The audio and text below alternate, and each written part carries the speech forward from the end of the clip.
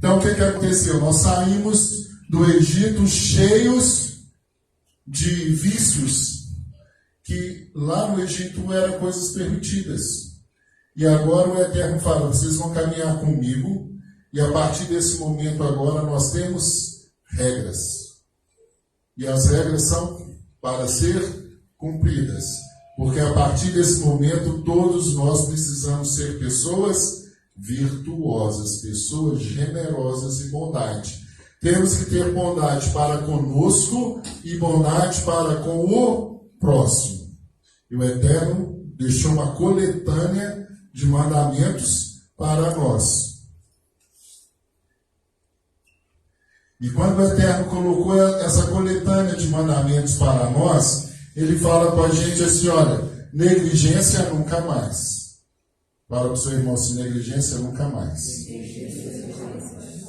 Bye bye Egito, negligência nunca mais. Eu estava numa vida light, agora eu estou numa vida que negligência nunca mais. Isso é fácil? Difícil. É melhor ser escravo do que ser livre com regras. Porque você ser livre, ajudando o seu irmão a ser livre, é muito penoso. Bora. Mas só que quando Moshe sobe para ficar com o Eterno durante 40 dias, ele fala assim, olha, agora nós encontramos o mundo perfeito. Saímos da escravidão, o Eterno nos deu regras, leis, mas a partir desse momento nós vamos viver, apesar de estarmos ainda no deserto, nós temos um paraíso, um mundo perfeito. No deserto nós vamos viver um mundo perfeito. E para viver um mundo perfeito, o que você acha que deveria ter no seu mundo perfeito? No seu bairro, na nossa cidade. Para a nossa cidade ser uma cidade ideal, o que falta? Quem pode me ajudar? Pode ser segurança? Pode ser saúde? O que mais? Educação.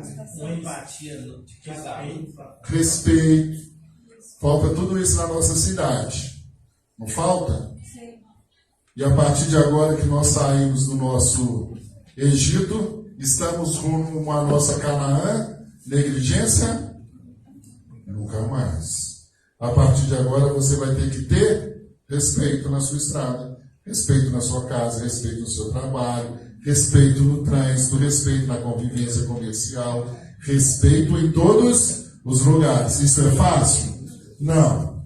Mas então, para a gente chegar nesse processo, a Paraxá começa o Eterno falando assim, olha, a partir de agora, você não pode mais ser escravo. Mas se todavia você tiver um escravo, quanto tempo esse escravo pode ficar com você? 6 anos. Durante 6 anos, você pode ter um escravo. Que escravo que você tem?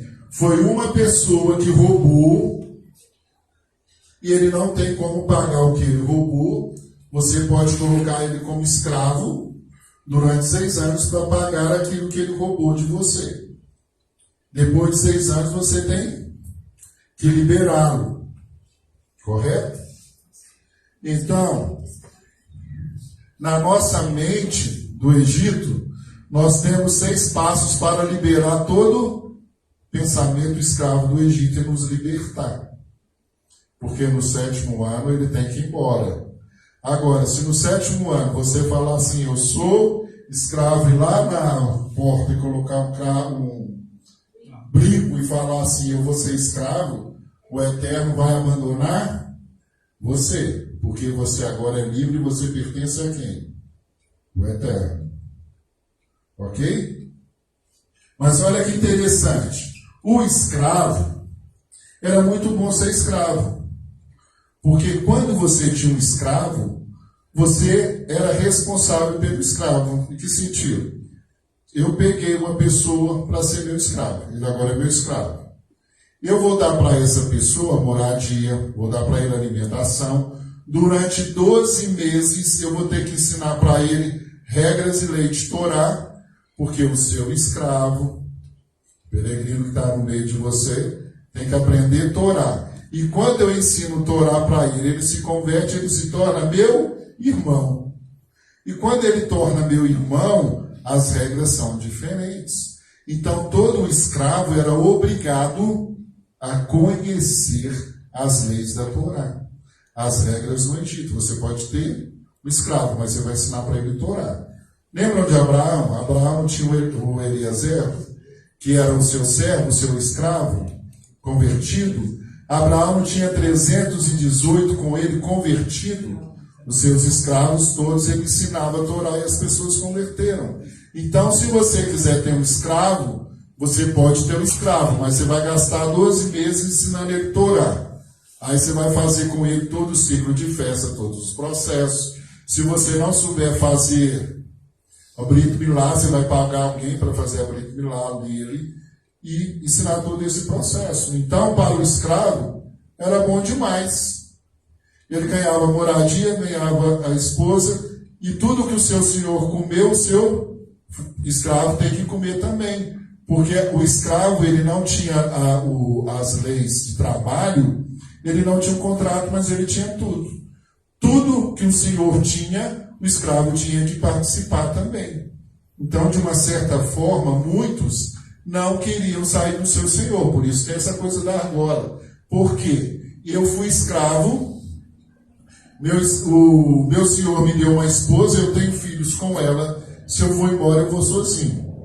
Mas se eu ficar na casa dele, eu continuo com a minha família, e o seu senhor vai continuar me sustentando, e os filhos vão ficar comigo, com a minha família.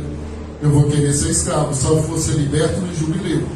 O Eterno fala, olha, não é legal você ser escravo, eu tirei vocês para ser meu servo. Mas se de toda forma você se submeter à escravidão, no jubileu vocês vão embora. Ninguém vai ficar escravo, ok? Dessa forma nós pegamos, nós não podemos ser escravos de nada na nossa mente. A nossa mente ela tem que ser totalmente voltada para Deus. Tem processos que nós vamos passar, que tem dificuldades na vida, que vai levar um tempinho para você ser curado.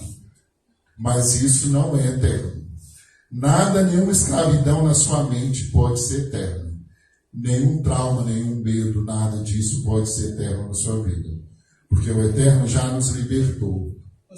Olha que interessante. Para a gente viver nesse mundo ideal, nós precisamos respeitar o próximo. Porque como escravo, tudo que acontecia estava normal. O escravo está lá, machuquei o escravo, aí encosta a ele, se ele morreu, eu quero saber. Vida segue. Agora eu estou no deserto estudando Torá. Aconteceu um incidente, eu machuquei meu irmão, eu vou ter que indenizá-lo. Começou um outro processo, uma limpeza mental. Começou agora o homem ter que ter virtude, sem expectativa do nada. Agora você serve a Deus e você precisa cuidar do outro no coletivo. Agora acabou a individualidade, agora é coletivo. O povo Israel, o Bnei Israel é coletivo. Não adianta eu fazer uma coisa só para mim, eu tenho que fazer em meu favor e em favor do próximo. Se eu machuquei o próximo, eu indenizo o próximo. Se eu feri de morte, eu tenho que suprir as necessidades da viúva, senão eu vou morrer. Mas se eu matei voluntariamente, eu vou ter que morrer também. Vou pagar por isso. Então, os danos pessoais, agora eles são severos. Agora eu tenho responsabilidade. Para vivermos no mundo ideal, a gente precisa ter responsabilidade um com o outro. Nós precisamos respeitar uns aos outros. Por que são belas tendas de Jacó? Porque as tendas de Jacó, elas eram respeitadas. Não tinha uma de frente para a outra. Cada um tinha a sua individualidade, respeito ao próximo. Nós precisamos respeitar a individualidade do outro. Se eu toquei em algo do outro, eu sou responsável pelo aquilo que eu toquei. Eu tenho que devolver. Eu sou responsável pelos meus animais. Se o meu animal é feroz e eu sei disso, eu vou deixar meu cachorro solto? Não posso. Se meu cachorro morder alguém, eu tenho que pagar lá o médico, pagar a vacina para a pessoa. Eu tenho todas essas responsabilidades. Porque nós estamos no deserto, mas na nossa caminhada Todo mundo tem regra. O mundo ideal tem que ter regra. O mundo ideal precisa ter todo mundo com cadeado nas portas. As portas podem estar abertas, porque eu respeito a individualidade do outro. Esse é o processo que o Eterno deu para nós. Respeite o outro. Você tem que respeitar a casa do outro. Agora, se você gosta desses cachorros bravos, o que é isso? Código, sei lá, pitbull, você pode ter na sua casa, mas sabendo que se ele atacar alguém, você é responsável. Ou outros animais. Ou outros animais. Lá na Torá está falando do boi. Você é responsável pelo outro. Danos materiais. Você tem lá o seu lote e está com preguiça de rapar lá o lote. Coloca fogo na casa do outro. Você é responsável pelo terreno do outro. Você vai pagar por isso. Vai indenizar o terreno do outro. Você não vai fazer uma cisterna, deixar ela lá no meio do caminho, fazer um buraco e não sinalizar para que o outro caia lá. Se acontecer um acidente, você tem que indenizar o outro. Você tem que sinalizar tudo para que não vai causar prejuízo ao seu irmão. Causou prejuízo ao seu irmão, tem que pagar. Bora. Indenização material. Eu vou numa festa, um casamento, ou vou fazer uma palestra, vou pedir o Geraldinho, vou lá no Geraldinho me arruma uma pulseirinha de ouro aí, um colarzão de ouro, coloco no pescoço e saio. Chego lá no quarteirão de casa, sou assaltado.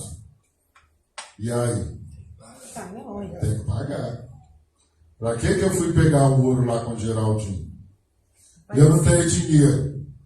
Geraldinho fala, se vira nos 30 e vai ser meu empregado até pagar.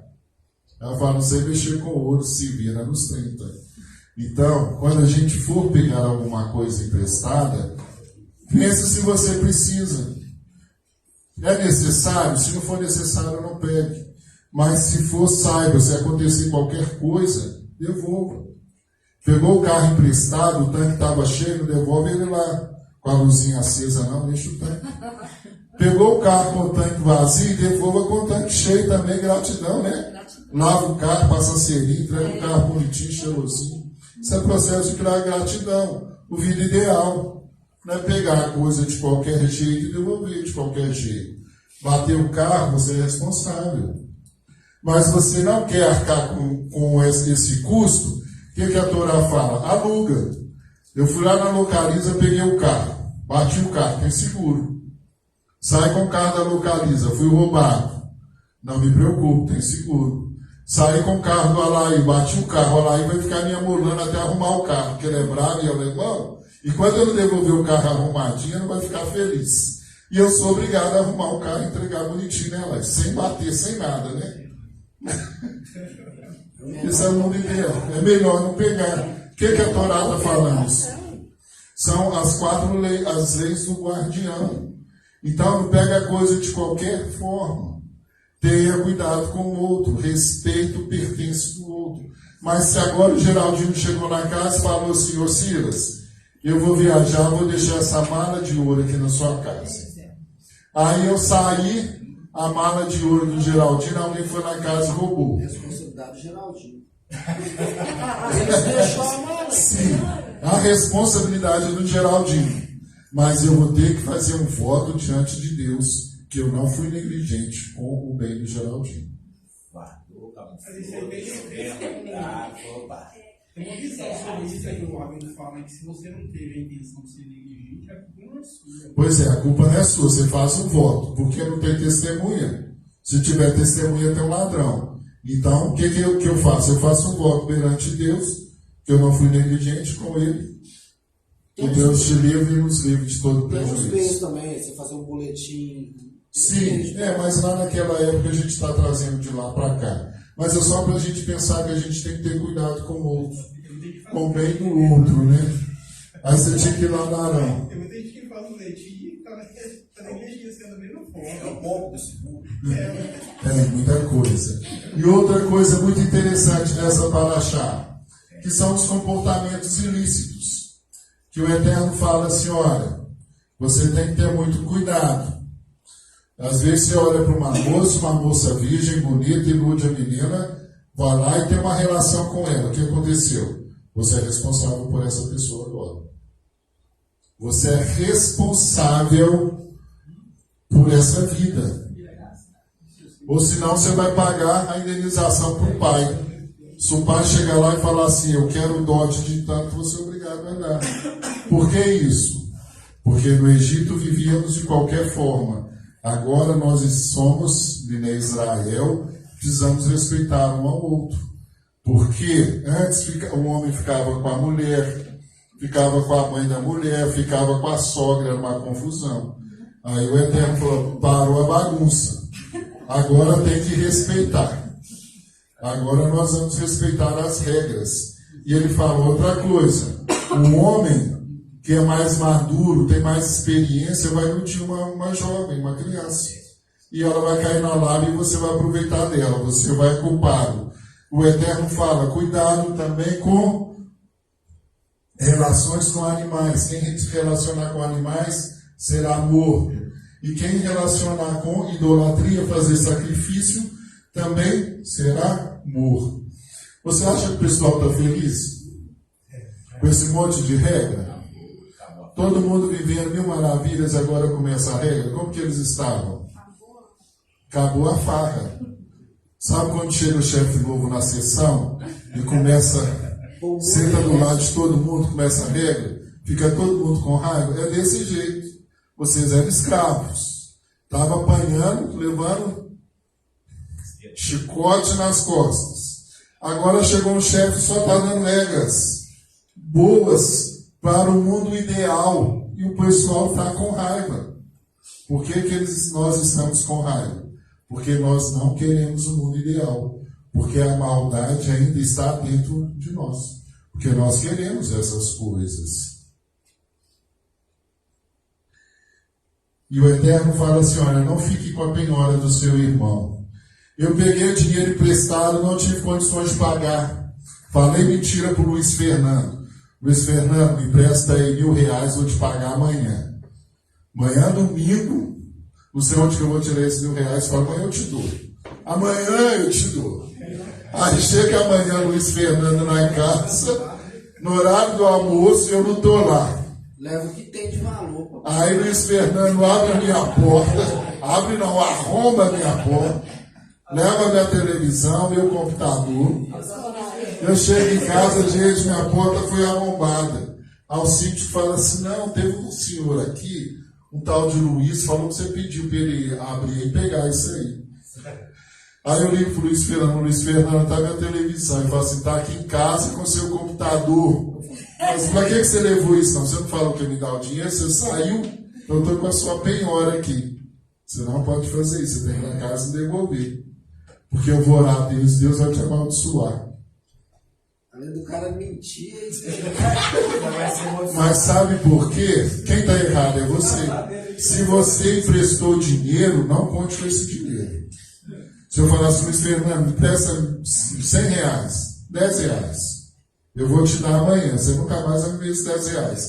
Mas você tem que falar assim, olha, eu posso tirar esses R$10 da minha... E tem gente que aproveita dessa lei, né? Nem a lei, porque essa pessoa aproveita que não está na lei, está fora. Mas o que acontece? Tem gente que é maldoso. Ele arruma um gancho, né? Para pendurar no gancho. Não, mas ele não pode pinturar nesse gancho. Isso está errado, porque a Torá fala que não pode fazer. E ele está errando duas vezes. Ele está usando Deus em vão. Uma vez ele vai cair. Porque é maldito aquele que usa em vão a Torá. Existem pessoas que eles têm um mau costume. Tem gente que tem isso, sai pedindo dinheiro para todo mundo. O cara chega aqui e pede dinheiro para todo mundo emprestado. Tem gente que é assim. Tem um vício de pedir. Isso é horrível. Que Deus nos livre. E tem muita gente que é generosa e empresta. E o senhor fala assim, eu arruma R$10. Mas você tira R$10 e dá para a pessoa. O outro empresta 20, 30, dá para a pessoa está devendo todo mundo. E não paga ninguém. E ele está fazendo uma coxa de retalho, de coisa ruim, não só para ele, para a geração dele. Se a gente entendesse que a gente faz, os nossos descendentes pagam por isso, a gente ia querer melhorar muito a nossa vida. A gente não acordou para isso ainda. Que Deus nos livre, mas se a pessoa chegar para você pedir um dinheiro, pergunta para ela, olha, eu vou ver com a minha esposa, vou ver com o meu esposo, porque eu tenho esse dinheiro, mas eu vou usar, eu preciso dele. Vá que acontece uma situação que você não consegue me pagar. Então eu só posso te passar esse dinheiro se eu não for precisar dele. É melhor você ser franco com a pessoa do que você ficar com raiva da pessoa, sabendo que a pessoa está te devendo e não paga, você vai ficar em pecado ainda, que você vai ficar desejando mal para a pessoa. Então não pode. Se você pegou alguma coisa de penhora, devolva para que a maldição não esteja sobre você. A penhora ali, ele está usando até um cobertor, uma manta, né, que a pessoa vai sentir frio, não tem? Mas assim, tenha cuidado com empréstimos. E outra coisa que ele fala, não atrasse a sua sedacá e nem as oferendas de terumá. Terumá são presentes, que é a próxima paraxá que nós vamos estar falando do presente que nós levamos para o mexicano. Olha, o Eterno fala assim, todo macho que abre a madre é meu. Então, todo primogênito homem é do Eterno. Temos que fazer o resgate. Nós temos que fazer resgate aqui na congregação. Tem muito homem aqui que ainda não fez o resgate. Quiser só falar com a gente que nós fazemos a cerimônia. Também o resgate do primogênito do gado. Você tem que entregar para Deus. A primícia também você tem que levar para Deus, da sua fazenda, daquilo que você vai colher e as suas ofertas. Não segure oferta que é presente de Hashem. Podemos. E outra coisa muito interessante que a Paraxá fala. A Paraxá trata de assunto de preconceitos. Nós temos que nos preparar. Mas, quando você quer celebrar, não podemos descartar ninguém. Todo mundo é importante. Quando nós vamos fazer festa, que eu fico bravo com a turma, que a gente tem uma semana para programar a festa, fazer compra, no dia da festa o pessoal quer colocar nome. Eu fico muito chateado. Por quê? É falta de respeito com o Geraldinho, comigo, com a Soraya que vai fazer compra. Eu vou comprar para 30 pessoas ou para 60? Não é complicado, Aurora? Você vai fazer uma festa. Você não sabe quantas pessoas vão. No dia da festa eu ligo e vou falar assim, Aurora, eu vou com 10 pessoas almoçar na sua casa. Complica tudo. Por que a gente já não facilita as coisas? Por que a gente não busca querer fazer o melhor para Deus? Mas só que a gente não pode discriminar essas pessoas. Então a gente fala assim, olha, vão fechar o grupo, né, Geraldo? Eu falo lá na ADM. Vão fechar o grupo uma semana antes. Pedro já teve. Sabe? Então a gente tem que pensar mais, valorizar isso. Mas o preconceito também não é só nesse sentido. Da seguinte maneira. Como você recebe a pessoa na casa? Como você recebe a pessoa na congregação? Você deixa ela à vontade? Ela é parte? Sabe quando você está numa festa que você sente que você não faz parte daquele grupinho? Você se sente mal. E na casa do Eterno todos têm que se sentir acolhidos. É nesse sentido. Não pode ter esse preconceito que você é diferente de mim, eu sou mais próximo de Deus, a minha alma é tal. É nesse sentido desse preconceito. Deus cuida disso lá de trás, entendeu? E ela chorrará. Nós não podemos aceitar falso testemunho de jeito nenhum. E a Lashon Hará, ela corre solto em todos os ambientes. É algo mais difícil de ser trabalhado.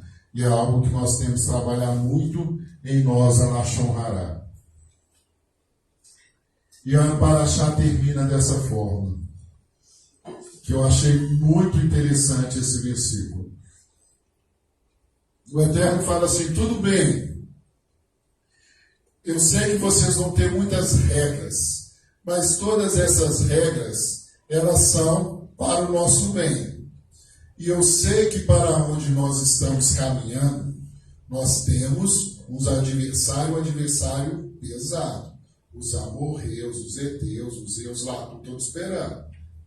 Tem uns gigantes aí que estão esperando vocês E vocês vão ter que lutar por eles, vão ter que calar esse povo, que eles estão habitando na sua terra.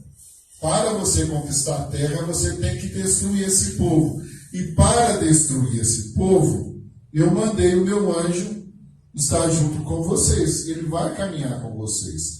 Mas para esse anjo caminhar com vocês, agora individual, você tem que confiar nele. Você tem que acreditar e obedecer tudo e fazer tudo o que ele lhe disser. O meu anjo está caminhando com você. Mas você tem que confiar nesse anjo e obedecer às suas regras. Então, Deus, eu serei inimigo dos seus inimigos, e eu oprimirei todos os seus opressores. O meu anjo irá adiante de você e aniquilará todos os teus inimigos. Olha que processo interessante. O Eterno manda um anjo. Eu podia ir lá escapar com tudo para a gente, né? Não.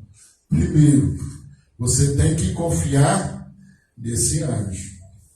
Se você confiar nesse anjo, der crédito à palavra desse anjo, obedecer tudo que ele lhe ensinar, então eu vou lutar com você. Se você quiser vencer, você tem que confiar em Deus e saber que Deus luta por você. Se você não acreditar dessa forma, a gente não consegue vencer. Bonito o texto, não é? Maravilhoso o texto. Mas dá para a gente confiar nesse anjo que Deus encaminhou para nós? Dá para a gente obedecer essas regras de Torá? Dá para a gente caminhar junto? Dá. Por isso que Deus falou, eu quero estar a lutar para você. E Ele vai adiante de vocês. Mas eu preciso que vocês confiem. Emuná. Sem emuná, nós não vamos obedecer a Deus. Essa é a chave desse versículo. Se vocês confiarem em Deus, vai dar tudo certo. Mas se vocês não confiarem, vocês não vão conseguir obedecer. Se você não confia, você não obedece. Se você confia, você obedece cegamente. E Deus quer que todos nós confiemos nele cegamente.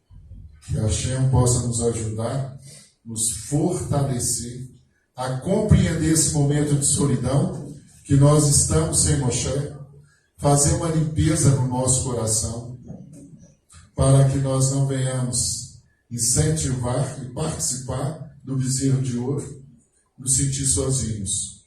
Mas Deus já disse, confia, eu já mandei o anjo, e o anjo vai lutar, e nós vamos vencer todas as situações.